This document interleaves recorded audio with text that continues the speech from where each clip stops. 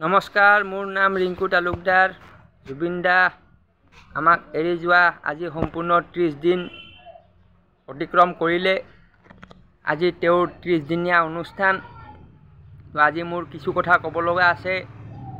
যেতিয়া জুবিন দাৰ মৃত্যু হোৱা বুলি বাতৰি ওলাইছিল, সেই মৃত্যুটো আমি অসমৰ ৰাইজে স্বাভাৱিক মৃত্যু নহয় বুলি কৈছিলোঁ আৰু আমাৰ মনত সন্দেহ হৈছিলে। সেই সন্দেহবোৰ এতিয়া সঁচা প্ৰমাণিত হ'ল আৰু যিহেতু স্বাভাৱিক মৃত্যু নহয়, এইটো অস্বাভাৱিক হয়। সেইকাৰণে অসমৰ ৰাইজে কি কৰিলে, তাৰ উচিত তদন্ত বিচাৰিলে, ন্যায় দাবী জনাইছে, জাষ্টিছ ফৰ জুবিন দা। তো এনেকৈ বহুত ঘটনা ঘটিলে। এতিয়া কথা হ'ল কি, জাষ্টিছ ফৰ জুবিন দা বুলি যে মানুহবোৰে কয়, তাৰ কাৰণে আমি কৰিব লাগিব কি? হয়, আমি ছ'চিয়েল মিডিয়াত জাষ্টিছ ফৰ জুবিন দা এনেকৈ কৰিব লাগিব। হয়, আমি সমাধিস্থলীত গৈ আমি প্ৰাৰ্থনা কৰিব লাগিব, এইবোৰ ঠিকেই আছে। কিন্তু তাৰ বাবে আমি কিছুমান আইনী কামো কৰিব লাগিব। সেই আইনী কামটো হ'ল কি, আমি আৰক্ষী থানাত গৈ গোচৰ ৰুজু কৰিব লাগিব।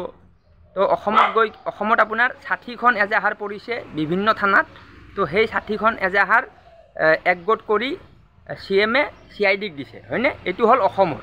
কিন্তু এই ঘটনাটোতো অসমত ঘটা নাই। জুবিন দাৰ মৃত্যু ক'ত হৈছে? জুবিন দাৰ মৃত্যু অসমত নাই হোৱা। জুবিন দাৰ মৃত্যু হৈছে ছিংগাপুৰ, তাৰে মেৰিনা বিচ তাতে হৈছে মানে। তো এই যিটো ঘটনাস্থলী, সেইটো হ'ল ছিংগাপুৰত, হয়নে? তো সেইকাৰণে তদন্ত হ'ব লাগিব ছিংগাপুৰত। ছিংগাপুৰত তদন্ত কোনে কৰিব? আমাৰ ইয়াৰে অসমৰ যিটো SIT, সেইটোতো মাজতে বাতৰি ওলাইছিলে। যেতিয়া জুবিন দা অসমলৈ আহিছিলে, তেতিয়া CM-এ এটা ষ্টেটমেণ্ট দিছিলে যে আমাৰ SIT দল ছিংগাপুৰ গৈ পাইছে, গৈ কিনে তাতে তদন্ত কৰি আছে, তেনেকৈ এটা বাতৰি ওলাইছিলে। কিন্তু সেই বাতৰিটো মিছা। এতিয়া নতুনকৈ যিজন মুন্না প্ৰসাদ গুপ্তা, এতিয়া তেওঁ যাবলৈ ওলাইছেহে, আজি কিমান দিন পিছত। তো ইমান দিন আগতে যে, আজিৰ পৰা 25 দিনমান আগতে যিটো বাতৰি ওলাইছিলে যে SIT দল গ'ল ছিংগাপুৰত তদন্ত কৰি আছে, এইটোতো মিছা কথা।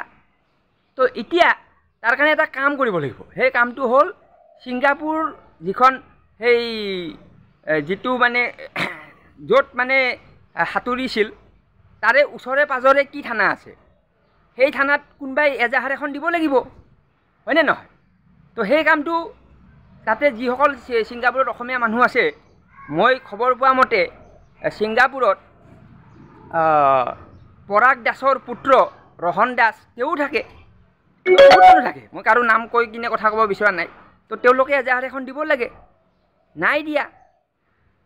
তো নাই দিয়া যেতিয়া পুলিচে তদন্ত কেনেকৈ কৰিব? পুলিচকতো এজাহাৰ লাগিব, হয়নে? অভিযোগকাৰী লাগিব। তো অভিযোগ দিবলৈ, গোচৰ দিবলৈ অসমৰ পৰা এজন ব্যক্তি গৈছে, তেওঁৰ নাম হ'ল দুলু আহমেদ। তো মই এই ভিডিঅ'ৰ জৰিয়তে দুলু আহমেদ ডাঙৰীয়াক মই ধন্যবাদ জনাম যে আপুনি এটা মহান কাম কৰিছে।